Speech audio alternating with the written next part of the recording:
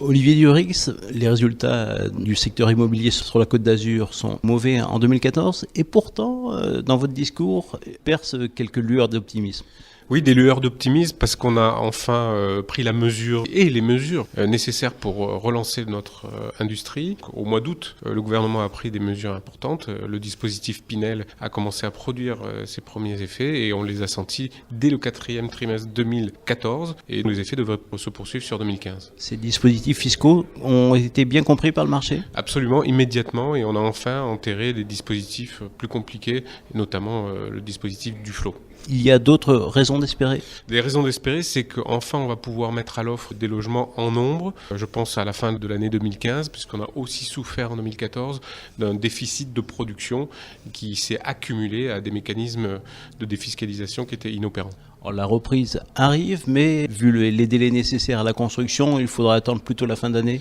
C'est le gros problème de notre industrie, c'est l'inertie de la mise à l'offre de logements. Et donc effectivement, il va falloir encore malheureusement patienter au moins une bonne dizaine de mois. Vous avez des mesures pour accélérer ?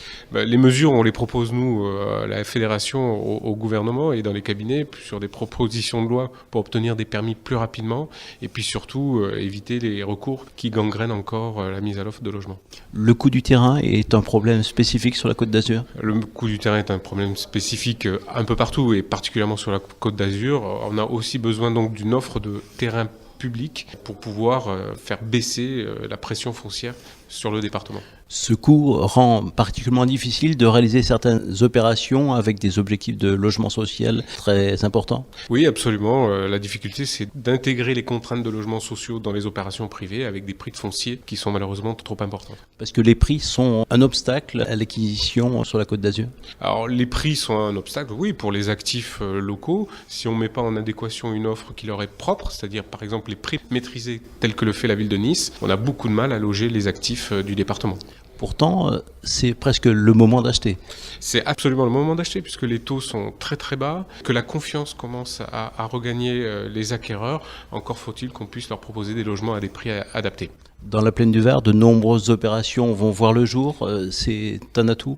Oui, c'est un atout forcément. Petit à petit, des opérations se lancent et notamment les premiers concours lancés par l'EPA sur Nice Méridien vont voir le jour et forcément une offre nouvelle va venir régénérer ces quartiers.